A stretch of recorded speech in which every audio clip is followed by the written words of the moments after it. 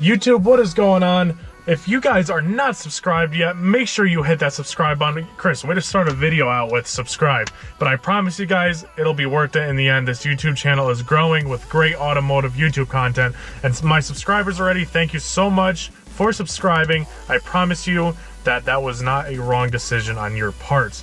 Alright guys, welcome to today's video. I am going to talk about a very asked about question, a question that I get asked a lot by you guys, by my viewers, by my subscribers, and by people outside of my YouTube life. So, Chris, quote, Chris, how do you afford a B5 S4 being a college engineering student? And as we know, engineering takes up a lot of your time as a college student. So, let me answer that question. We're going to answer it in three parts. Not in parts of videos, but it's going to be number 1, number 2, and number 3. These are the 3 ways I afford this car.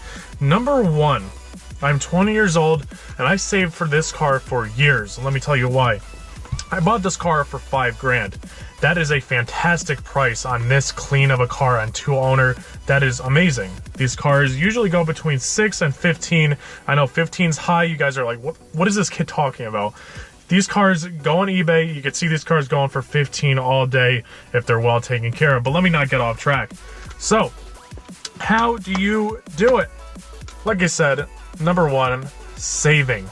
I saved for this car for, 2.5 years. I drove a cheap car around while I was saving. I saved the money up, I did this, I did that, I sold the other car, and I was able to get enough money to buy the car in cash. That is number 1, buying the car in cash. But I still have a little branch on my number 1.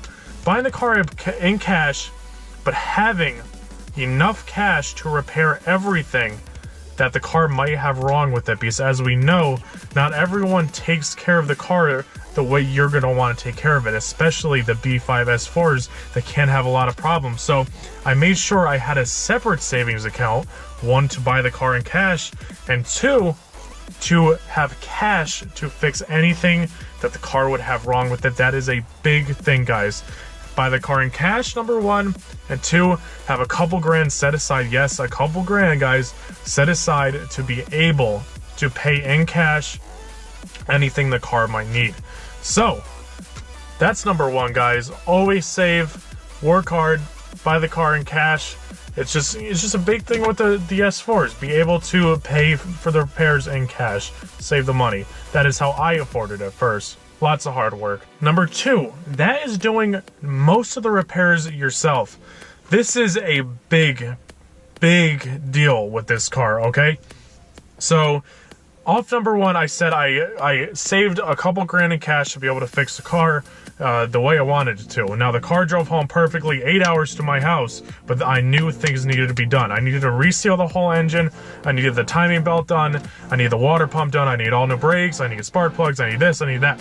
So, I was able to pay for that in my savings account that I had for the car parts that I knew it was going to need. But I paid a mechanic. And labor costs a lot on this car, guys. The reason why I say that is everything is tight. When you do something, the service position, it takes hours to put it in the service position. So you're going to get killed on labor, guys. You want to be able to fix the car yourself. So the only thing I had a mechanic do on this car was the timing belt and the reseal the engine, as well as the brakes. That whole first big job I had done to make sure the car was going to be perfect for me.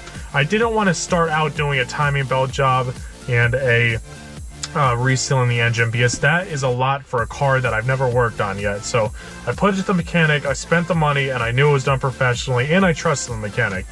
But everything else, if you look on my YouTube channel, I slowly started building up doing everything on my own, all do-it-yourself videos. And I work smart too, such as the EGT sensor fix. I fixed for, I think, $80 instead of the $600 that it costs to buy them. I work smart, and I do most of the repairs on my own. That is number 2, guys, on how I afford this car as a college student, doing most of the work on your own, until you have to pull that engine out for the turbos. Number 3, that is, it's my only hobby, really. I love cars. I spend my life around cars. I do have a girlfriend, so money goes to her too. You gotta make the girls happy. But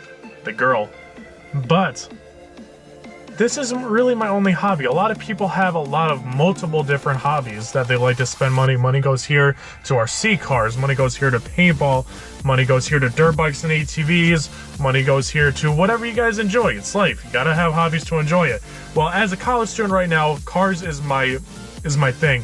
So when I work, a huge amount of money is going into my car because, like I said, I have the savings account. I always have money in for the car.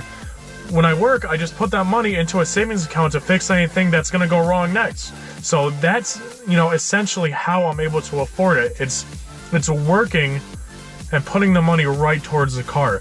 My college, of course, I'm a college student. Of course, you have to take loans out. I have to pay that back after I get my job from going to college. That's just how it is. So essentially, I'm having fun with my car, putting the money towards it, putting a certain amount towards college, and putting a certain amount towards girlfriend. It's all based around the car, though, if that makes sense. Like I said, hobby, my car, that's the main thing. So thank you guys so much for watching. Hopefully this answered some of your questions, how I'm able to afford the car.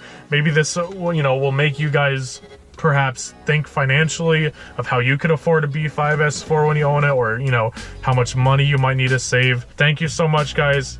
If you like the video, make sure you subscribe, leave a like for me, and of course always comment. This is a community. That's why I started the YouTube channel. I want Boostbook to be like a online community for people with S4s, and of course I do review videos so people with any kind of car can get in this community and speak. Thank you so much, guys. Have an awesome rest of your day.